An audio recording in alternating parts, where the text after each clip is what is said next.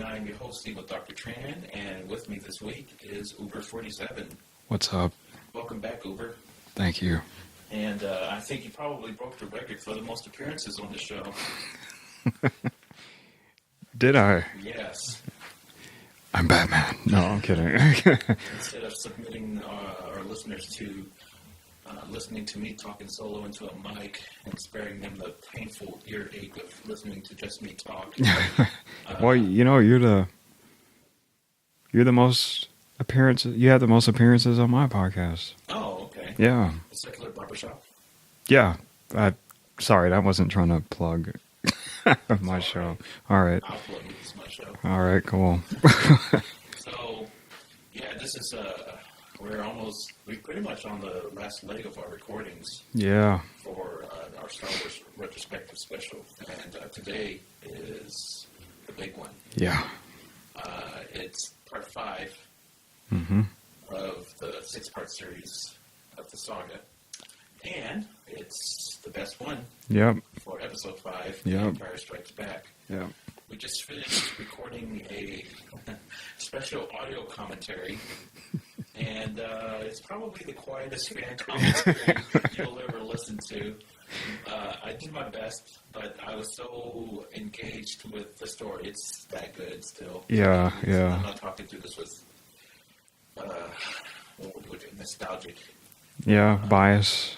Yeah, like that. yeah. I believe it still holds up pretty well. I think you're right.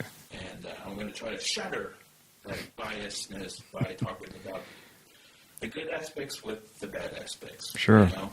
All right. But since this is my show, we'll talk about the bad first and we'll end up. All right. So,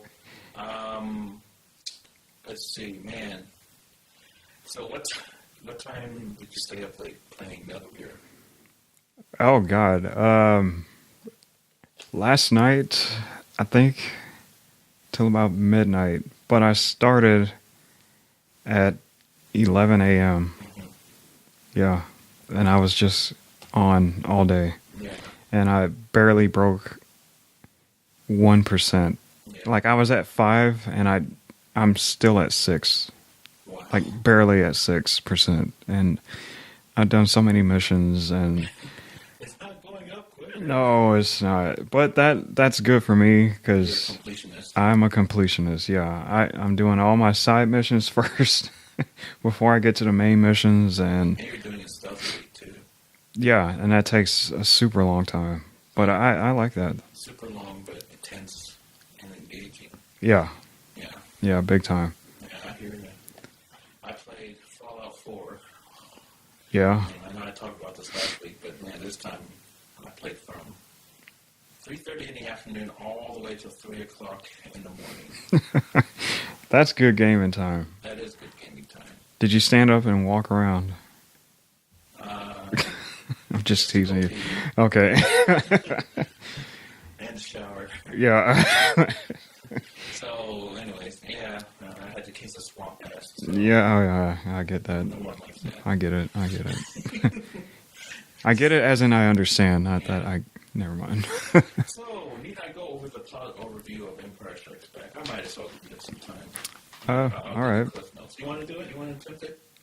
No. No? No, go ahead, man. It's your show. I'll try to do this in one paragraph. 3 sentences, like the New Hope. Yeah. Basically, the Empire kicks the rebels' ass. Yeah, Yeah. that's good. Kicks them off their secret base on Hoth. Mhm. Luke goes off to go train with Yoda. And Han and Leia are escaping the Empire. Mhm. They end up at Bespin City, and they meet up with Lando. Yeah. Lando sells them out begrudgingly on his part. He doesn't want to, but he has to. Mhm. And Luke, while training with Yoda, gets visions that Han and Leia are in trouble. Right. So he goes after Han and Leia to rescue them, but he ends up being ensnared in Darth Vader's trap, who is obsessed with finding Luke for some weird reason. Mhm. And then... But it should be said that the trap was Luke's visions. Yeah. Oh, well, I think that's how I interpreted it. Yeah, I interpreted it as he was in the present and he felt his friends were in trouble. Okay. Yeah, Sure. for me at least. Mm-hmm. But then again, I've watched it so many times. Yeah. And your fresher perspective, probably more valid than mine. What else? So Han gets frozen in carbonite, Mm-hmm. and he gets shipped off by Boba Fett. Yeah. And Luke runs into Darth Vader. He gets his butt kicked by Darth Vader. He loses his right hand. Mm-hmm. And he escapes and pretty much meets up with Leia. And that's it. That was Lando redeems himself. Yeah, Lando redeems himself by rescuing Luke. Yeah, when he and saw. getting Leia out of there. Yeah, I think seeing Han frozen made him realize, oh crap, that's my boy. I can't let him go out like that. So good on Lando. Yeah. Yeah. Yeah, Lando is definitely still one of the fan favorites. Mm. And he was on Star Wars Celebration as well. So that's the plot in a nutshell. And it was simpler than I expected. That's why I like it. It was simpler That's why I like for me it. to summarize it too, Uh-huh. compared to the other disasters of summaries I've done in the past 4 episodes. Yeah. Uh, I wouldn't say they were disasters. No, they weren't. But Maybe a fender bender. Yeah. No, I'm kidding. So, yeah, I have to apologize for any listeners who listened to the Phantom Menace retrospective when I dropped 2 F-bombs without censoring. So I apologize to those guys. I'm sorry if your kids were listening. No. And yeah, I should have censored it better, or censored it at all. Yeah, well, but okay. anyhow, I hope you guys had fun listening to the Phantom Menace retrospective. Oh, but let's get to Empire Strikes Back. All right. You saw it, right? Mm-hmm. Let's talk about the negative stuff first. Let's talk about our least favorite things Okay. for you. So what's stuck out? I think you should go first. Let I that. went first last time. Oh, damn it. Okay. Well, let me see. Or did you go? I don't remember. It doesn't matter. I can't think of anything negative. Because the story just kept going, which is what I liked. I mean, other than some visual things that showed its age. Yeah. But then again, I like that magic. I was telling you about that earlier. I like seeing the outline of an optical effects, and I like that because it brings me back to that looking at Indiana Jones when I was a kid in the 80s and wondering how they did that. But some people might not like that. I like it. But I can't think of anything that made me, God, it's just taking too long, or, because the story just kept going. Did you feel that the Yoda scenes helped you kind of get into it as far as knowing the lore or getting the background? Yeah, I think that the explanation of the Force, come to think of it, the thing I didn't like was that this movie explained the Force better than the prequels. Yeah. And I didn't like that because it kind of gave a disjustice to this movie. The forces around you is what binds us, and the rock and the tree. And, when Yoda was talking about that, that is what the Force, I thought, was to me, instead of a molecular thing that, whatever that's called. And I think that's what I didn't like, is that the knowledge of the prequels tainting. Yeah. Is that what you mean? Yeah. So. Yeah. That makes sense. Yeah. But other than that, the movie, it wasn't flawless, but it kept going, and that's what I liked. It had me engaged the entire time. Yeah. I had to go to the bathroom, but I didn't go. Like it was good. Yeah, yeah. As you'll hear in the commentary. Yeah, for me, I'm trying to recall. For me, it's always been a bother for me whenever Luke goes into the darkside cave and he sees a vision of Darth Vader. And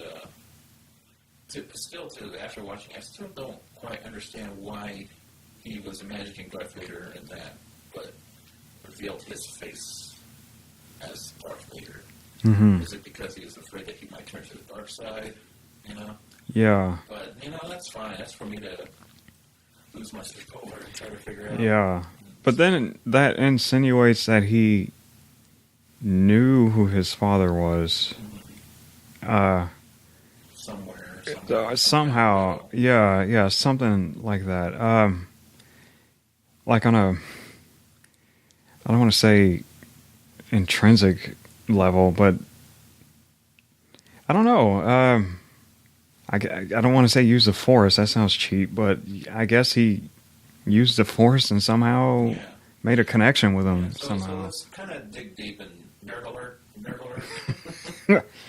So the dark side cave, and really, I'm in the same boat. You pretty much voiced what I said about my negative takeaways from it. Aside from the aged special effects, that can't be helped, but damn, they still... Oh, they still hold up, yeah. It didn't hinder the story at all, but yeah, I think if Vader is the dark side, so Luke's face is exposed in the helmet, right? And if we look at it symbolically, so Vader's face is partially exposed, partially covers Luke's face. So does that mean that I guess the temptation of the dark side will always be around the Skywalker? I don't know. Yeah.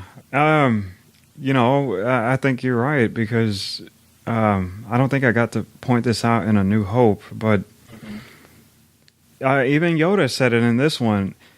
I've watched over this one. He's always looking at the horizon. And he was looking at the two suns, and one was light and one was darker, and I was like, oh, I wonder if that's some symbolism of light and dark and looking ahead and seeing his path. And Yoda mentioned that.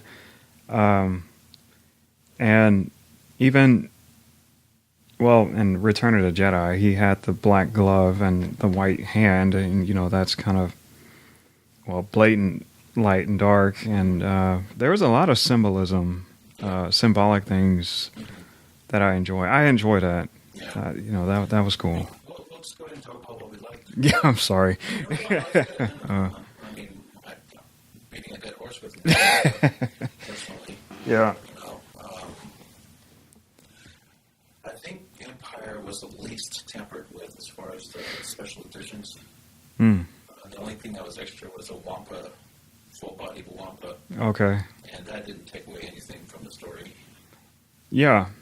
I don't see why... The extended part of later going to his Star Destroyer. Right. After he revealed his identity to Luke. Yeah. His father. Yeah. That's the only thing.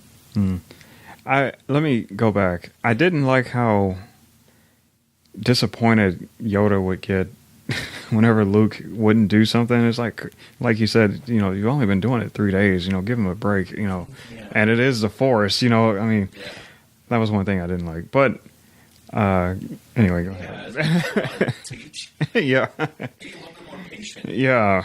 You're talking about being impatient. Yeah, use your words. But he could be old age dementia. Who knows? Yeah.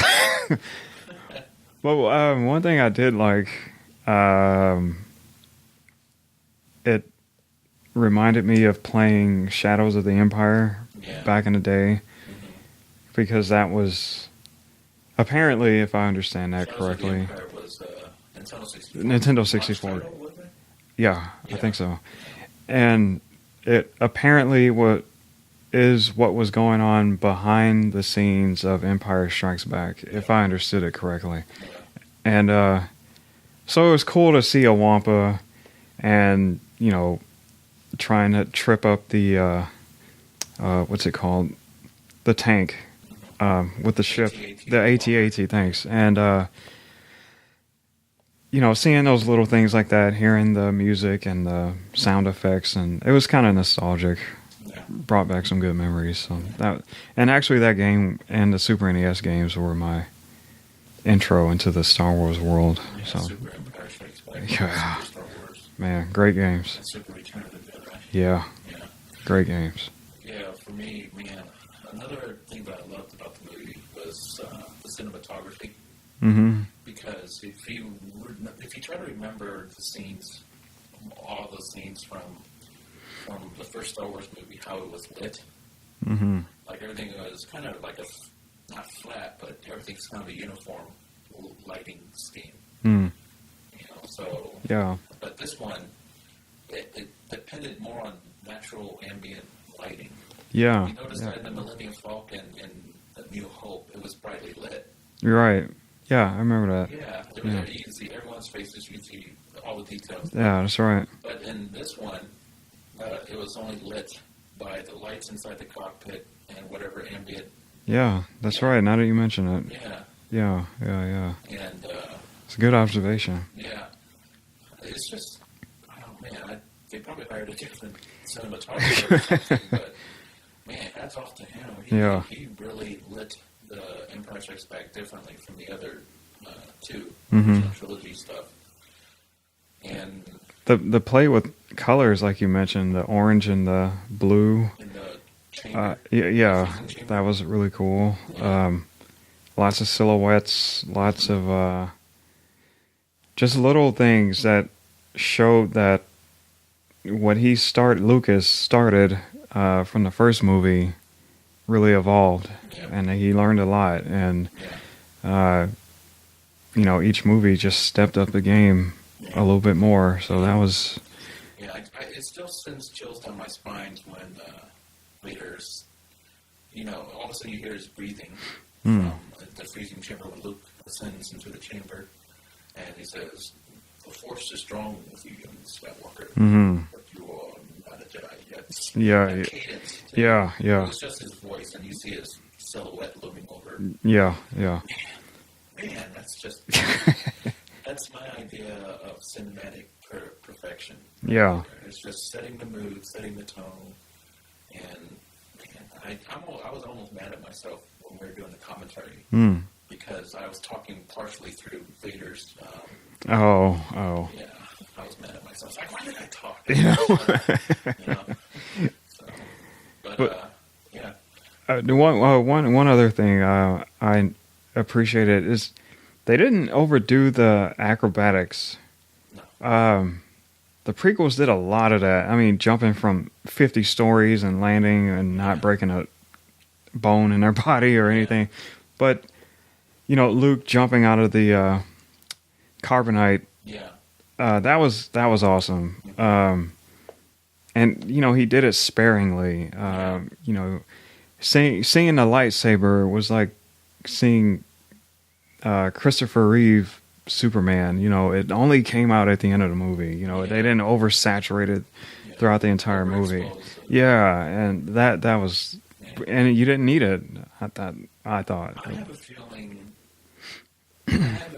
that they are going to be sparing with the Force stuff too in the new movie. Yeah. To make it more of a big deal. Right. And I kind of guessing that if Rey, the chick, the name of the lead actress in New Force Awakens, if she is in the movie and she might be a Skywalker, we don't know. Might be a Solo, who knows? I'm guessing she's wearing that bow staff. You see her poster picture of her holding that bow staff. Yeah. I wonder if she's going to wield a double lightsaber. That's interesting. Yeah. What's also interesting is, Not in this movie, maybe in the sequels. Sure. But movies back in the day, they always had little hints in the posters. And since Abrams intends to go old school with the effects, and it might be worth investing time studying that poster. There might be something hidden in there that we didn't notice, because when I look at like the Return of the Jedi poster, and I see Luke, or maybe I'm thinking Empire Strikes Back, but you can see little hints like, oh, it was staring at me right in the freaking poster, like, so it might be worth investing time and studying the poster. It does take time to make those posters to art too. Yeah. So I'm sure the artist has plenty of time to put in clues. Yeah. So that's I'm gonna do that when I get home. What did you think of the action sequences? Any favorites among the action sequences for you? Gosh, let's see. The snow fight is always good. Yeah. Always good. Just seeing the stop motion of the AT-AT, that's near and dear to me. Have that very imposing, threatening look. Yeah. But Indestructible. that whole snow sequence was really good. I don't know. It's just the way they put it together.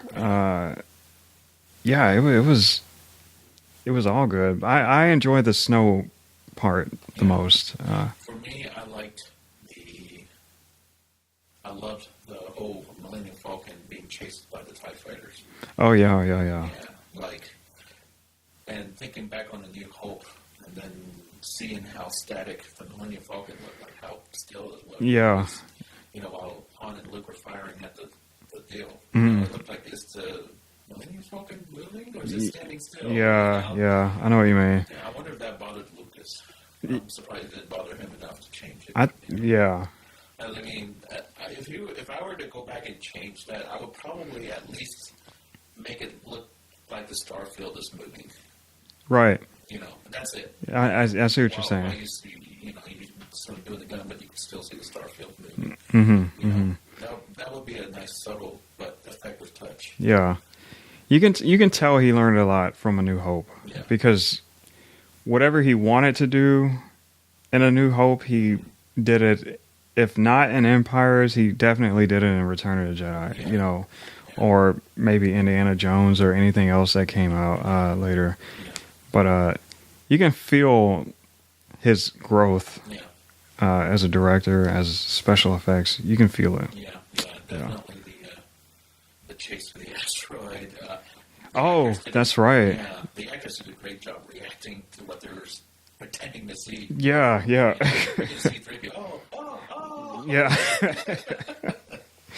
Yeah, I forgot that was in there in that asteroid. That was a good one. Yeah. What did you think of the lightsaber scene in this? I mean, what went through your mind as you were watching it progress from the chamber to the hallway and then to the final out in the scaffolding? Yeah. What did you think? The pacing was good. And they didn't dwell on the lightsaber. It was enough to do what they needed to do. It was definitely faster paced than Obi-Wan and Vader. But that in A New Hope, but the action, it was just enough lightsaber for me to be satisfied, and just enough dialogue to keep the story going. And when it, you knew it was the last stage, you know what I mean? When Luke got to the scaffold and, joined me, and, Vader does his spiel, and, and that was, it was well put together. It felt like that was the end.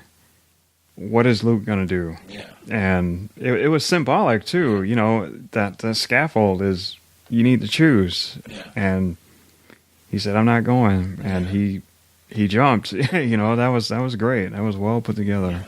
Yeah. And how about in comparison to like Revenge of the Sith? What did you feel like? This Revenge of the Sith fight. It's not as flashy as Revenge of the Sith for sure. No, it wasn't, and that's what I mean. It was just enough, because Now that you mention Revenge of the Sith, I'm getting exhausted thinking about it because it's, because they were Anakin was on the droid that he somehow controlled with his mind over the lava, and they were jumping from one platform to another in the lava, and it was just too much lightsaber and not enough story. But this was just enough lightsaber, just enough story. I think the one tweak that I would have wished is that if Obi-Wan grabbed a random lightsaber from Grievous, and it was a green color Oh, instead of blue. yeah. It will probably be easier to follow. Yeah. Well, do you think it'll be better that way? I think it would have been better. I can see that. Yeah. Easier to follow, at least. Yeah. Yeah. So you know whose lightsaber's hitting who. Right.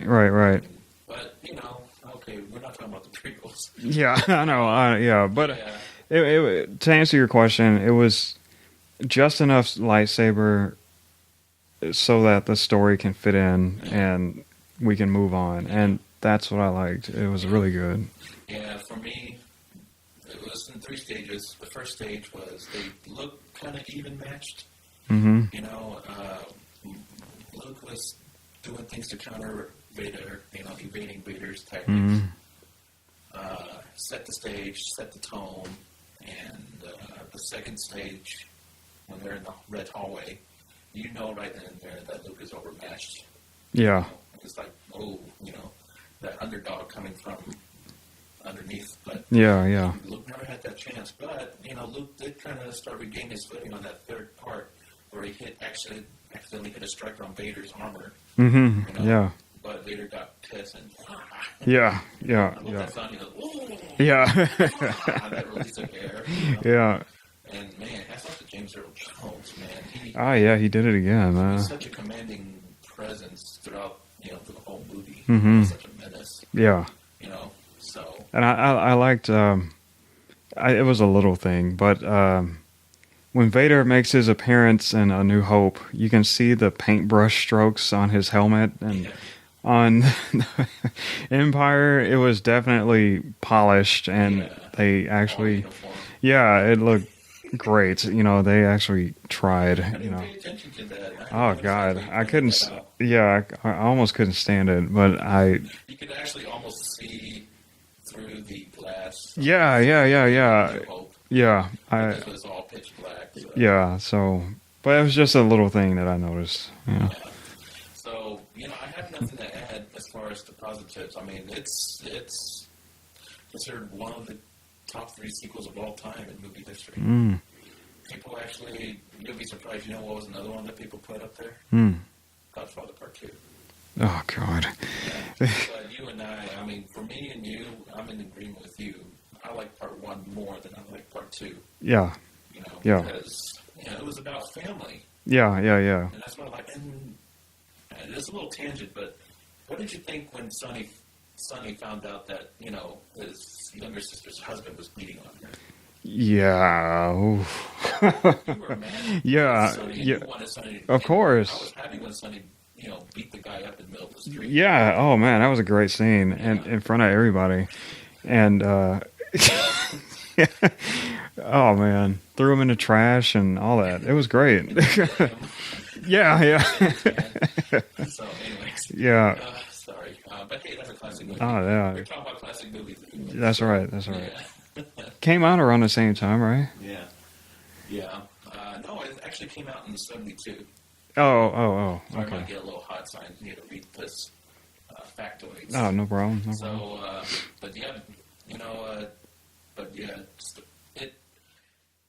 this sequel it followed the traditional 3-act play, where the first act was introducing the hero to the audience, and then the hero getting over his first conflict. The second act is always the darker act of any trilogy. And it's, for some reason, a lot of movie directors find that Part 2 is always the funnest to do. Yeah. Compared to Part 1 and 3. Yeah, right. Because it's the darkest. Right. Or the most adverse to your heroes. Sure. I can see that. Yeah. So Indiana Jones comes to mind. On top of that, it also expands on the world. Mm-hmm. And rather than repeat the same formula. Right. From the first movie. Right.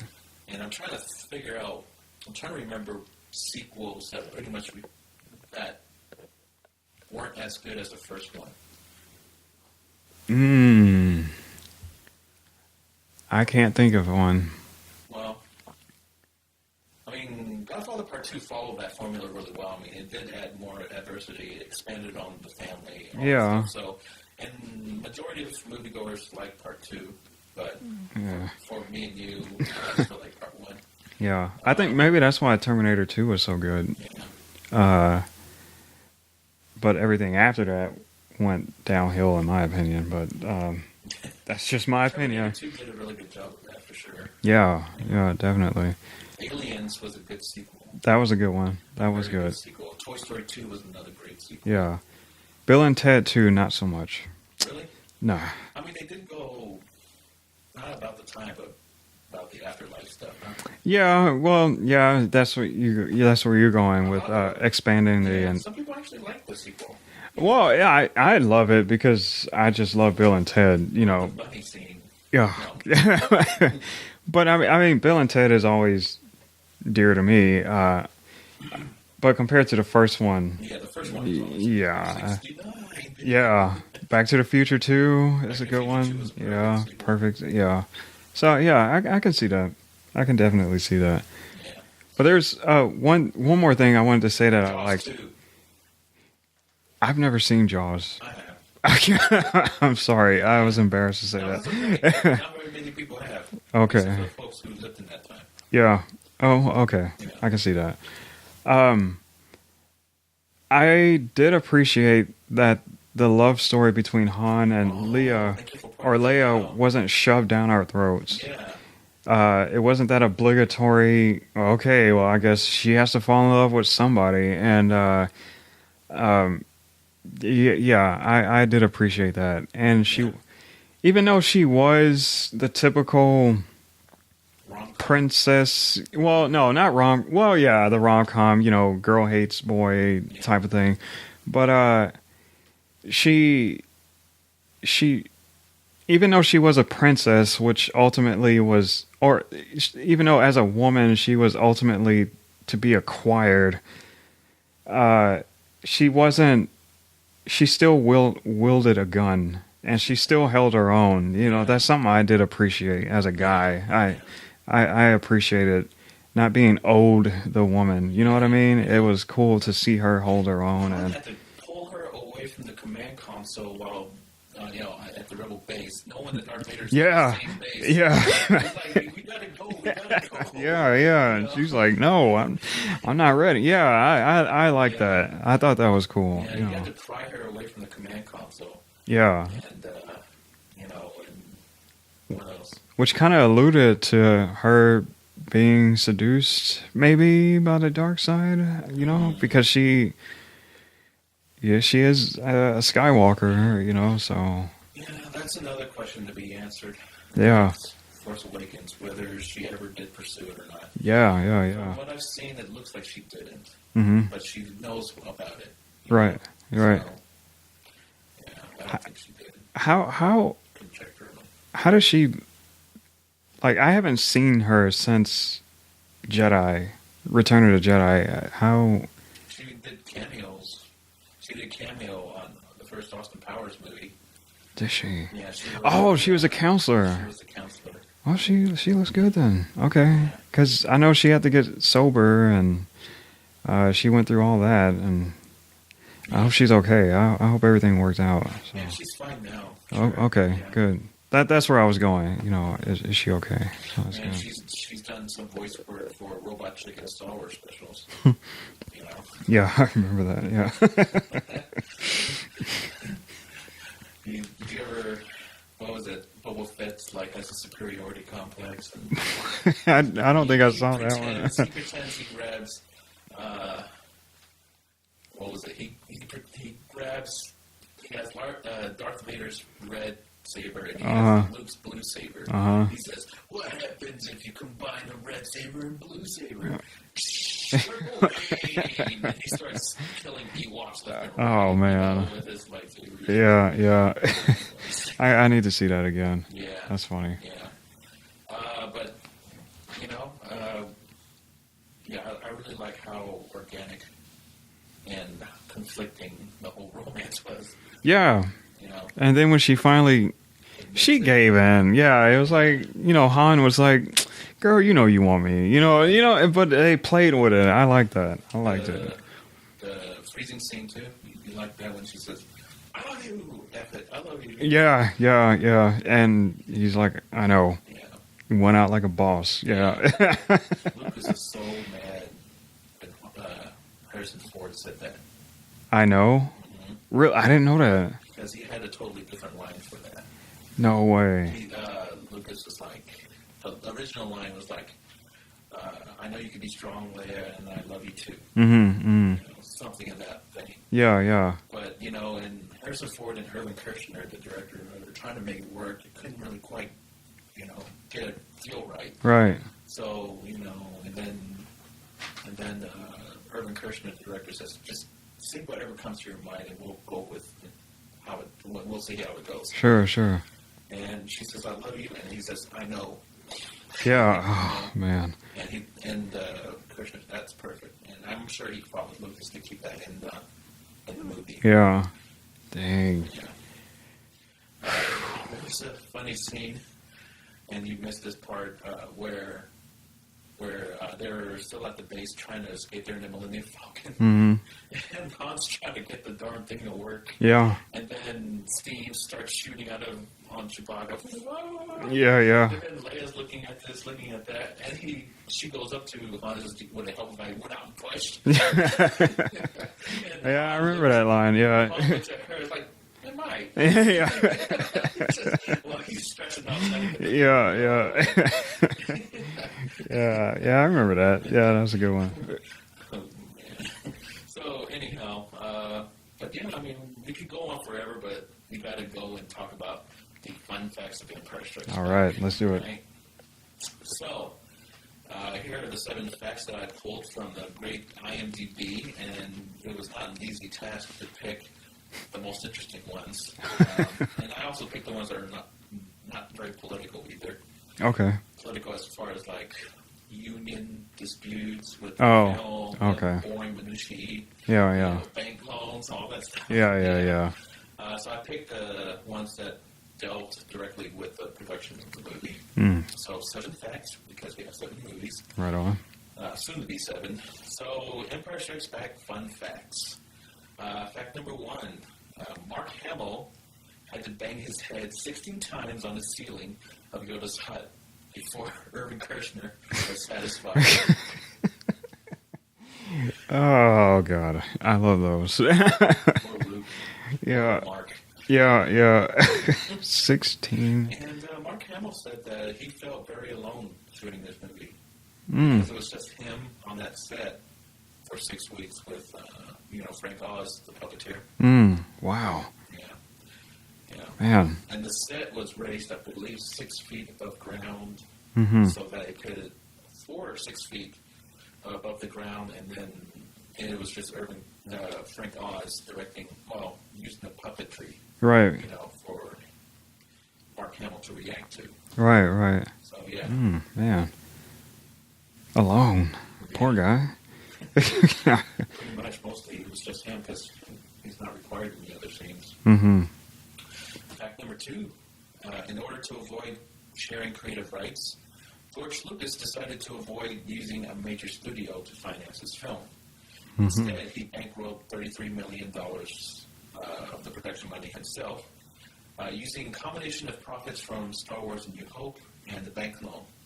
Although the move was risky, it paid off several times over. Lucas recovered his millions of investments within 3 months of the release. He then showed gratitude far beyond Hollywood norm by sharing the profits with his employees, nearly $5 million. Holy crap. God. Divide $5 million among a crew of 100 to 200 artists and craftsmen. Beautiful. Not a bad. Yeah, right. Yeah. Yeah, I like that guy. He's a socialist. Yeah. Socialism works. All right. Yep. Sorry. Socialism rewarding capital. Yeah, there you go. Yeah. Here we go. Number 3. In the DVD commentary, Carrie Fisher relates that during some of the London filming, she stayed at a house rented from Eric Idle, one of the Monty Python groups. Idle and the Pythons were filming Life of Brian at the time. One evening, Idle had a small party, including Harrison Ford and the Rolling Stones, and served a potent liquor, which the Pythons had been distributing to extras on the film to help boost morale. Now, he referred to the drink as Tunisian table cleaner. Oh, wow. They stayed up most of the night drinking and having fun. Uh-huh. The first scenes shot the next day at the arrival of Cloud City, which she says helps explains why she and Ford were so happy in those scenes. Ido is said to be pleased that he had a small hand in how the finished film. Nice, nice. Number 4, George Lucas had originally planned to only executive produce, and here's the theme that you might pick up. Because do you remember how stressed out Lucas was? You're right. Okay, so Lucas wanted to just finance and executive produce the Empire Strikes Back, leaving directorial duties in the hands of Irving Kershner and day-to-day producing duties to Gary Kurtz. Directing the original Star Wars had left Lucas exhausted and sick, and he intended to take time off to start to focus on the expansion of Lucasfilm Company and spending more time with his then wife, Marsha Lucas, so that they could start a family and finish construction on Skywalker Ranch. Mm-hmm.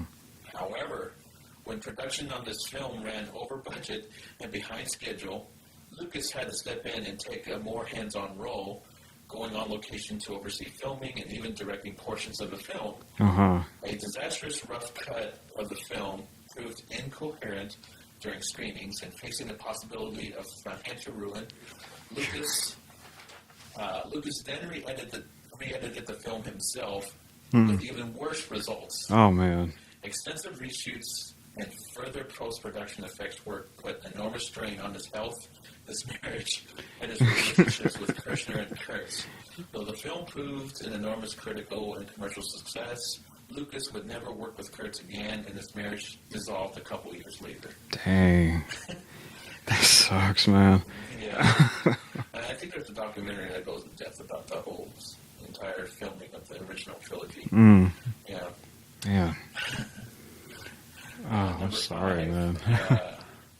Han Solo's use of his tauntauns, the creature, entrails to keep Luke warm is actually an American Indian trick. According to legend, an Indian hunter had killed a bear and then became trapped by a sudden blizzard. He cut open the bear's stomach and climbed inside and stayed warm and safe until the storm had subsided. Interesting. Native American technique. Yeah. That I knew I'd heard that somewhere, but I thought I heard it with cowboys and their horses or something. I don't know. I don't know. It's information amnesia. I don't know where I heard it. I just know I heard it somewhere. That's interesting though. Number 6, Carrie Fisher stood on a box for many of her scenes with Harrison Ford in order to make up for the height difference and have her appear in the frame with him. Carrie Fisher was 5'1", is about a foot shorter than Harrison Ford, who was 6'1". No joke. I didn't know that. So if you see Luke standing next to Harrison Ford, Uh huh. you know how short he is. Yeah. Is Luke probably 5'6", maybe 5'7"? Yeah, I think he came up to his shoulder. Yeah. Yeah, because at the end, Carrie Fisher is definitely shorter than Luke. God, I'm screwing up all the names. But I think I remember seeing Luke come up to Han's shoulder. Yeah, so, yeah.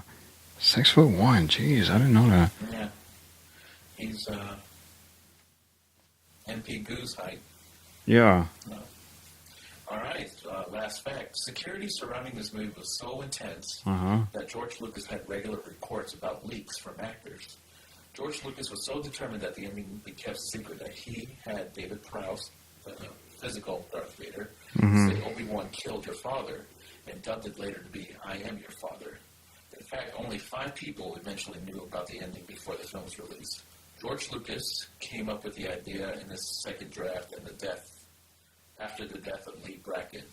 Mm-hmm. I guess that's another screenwriter. Director Irvin Kershner informed of such during story conferences. Writer Lawrence Kasdan also informed during the story and script. We're just spouting off names.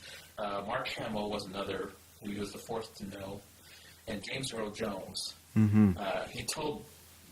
He was told during the recording sessions for the final dub, and who himself believed that Vader was lying. And Mark Hamill was informed shortly before the shooting of the infamous scene. Wow. Yeah. So, still, that's it for the facts. And every time I see the top 10 list of best movie twists, Mm-hmm. Empire Strikes Back is always either number 1 or number 2 for the, Darth Vader being Luke's father. Yeah, I can see that. Even before I saw Empire, I always heard, the Luke, I am your father line in different movies, but until I saw it, it's like, ooh, wow, I didn't see that coming. It was still, despite it, yeah, man, and oh man, that was a good one. I think, I can't even think of another one that good. Maybe Sixth Sense or something. Yeah, like that's. Crying Game, but no one watched the Crying Game. Yeah, I don't think I've seen that. The Crying Game where it was revealed that the lady was a dude the whole time. Yeah. See, Yeah. but video games, Metal Gear Solid 1. Yeah. That was a good twist. So With Master Miller. yeah. So, but that's video games. So. But actually, there was the Star Wars Knights of the Old Republic had a very good twist in it. I talked about it months back in our top 10 favorite video games Mm-hmm. of the modern era. And I was talking about how in Knights of the Old Republic on the first Xbox system, where you played this unnamed Jedi. Oh, that's right. Right. And everyone's always talking about, oh man, there was this past villain named Revan who just screwed everything up, and we're still trying to recover from it. And Mm-hmm. all these party members in your party were saying how much you messed up their lives, ruined their lives and stuff, and then you come to find out while you're training at the Sith Temple that you were Revan the whole time. Yeah. Oh, You just wow. had amnesia. God. Yeah, that was Yeah. like the best twist, because you, the player, Mm-hmm. who was doing all these choices, you were doing good choices, and you find out that you're the evil one. Man, So, yeah. that's. Yeah, and it's like, you come in the middle of the game, you find out, what? Yeah. What? Oh man, what a burden. Great twist. Yeah. One of the greatest twists in video games. Mm-hmm. But it didn't involve someone other than the character. It involved your character. That's what made the big difference. Right. Right. So, Yeah. yeah. And it works perfectly because you never played the game before, so you have no memory. So that's beautifully put together. That's good. Yeah. That's good. So, any final thoughts on The Empire Strikes Back? Uh, How's your reaction to it after watching it? the last time I saw it was the re-release in 1999 in the theater with the special editions. That was my first time seeing it all the way through, and since then, it's You got to still. enjoy the full surround sound, too. So I got to enjoy it full surround sound, see it in a theater, which I'd never got to experience in the 70s because I was 1 year old. But it was just as good then, seeing it today. And you saw that before in New Hope, right? Well, yeah, I saw Empire Strikes Back on television. Like, they were just showing it on TNT or something stupid like that. But then they re-released it in the theater, and I went to the theater to sit and see the whole thing. Yeah. And, yeah, it was great. It was just like seeing it back in the 70s, and still holds up. Yeah. Still holds up. Yeah. For me, it's definitely my top 3 movies of all time for sure. Mm-hmm. And it set such a high watermark. It's such a high bar in this 6-part series. You know, it's struggled to reach that level of storytelling. Yeah. You know, and suspension of disbelief. Yeah. You know, but I could believe it. Yeah. You know what I mean? It's one of those that, yeah, okay. You know, I could see, you know, you having to get through this, or you need to overcome this, or you need to face this in order to move on. And yeah, there's a lot of growth, a lot of heartbreak, more heartbreak than... A lot of humor, too. There's a lot of humor, yeah. Yoda was hilarious. I think he was happy to see someone for the first time. And I'm glad you mentioned Yoda, because I was about to ask, what did you think of the work on Yoda? You know, compared to, you know, I appreciate the puppet a little bit more than the CG version. You know, because it's almost too easy to do the CG. You know, even when I first saw the prequels, I didn't buy it. You know, I would have rather seen a puppet, but everything was so digitized back then, and that, I mean, that's fine. That's what, like we've been saying, what Lucas wanted. So, but we were like laughing without even noticing. You know? Yeah. And that's, you know, remarkable, considering that, you know, it was just a puppet. A puppet. Reacting to it. Yeah, but I'm looking at the puppet, and I'm more impressed with the puppet and how they got the puppet to move than I was with the computer. I knew the computer made Yoda move the way he moved in the prequels, but him moving and holding the cane and climbing up on top of the shelf or the boxes, and, you know, going to sleep and, you know, pulling the cover over himself. Or that was a Return of the Jedi. But, you know, just him moving around and doing human things, and his eyes getting big, and his eyes actually move in the direction that he's going, and things like that.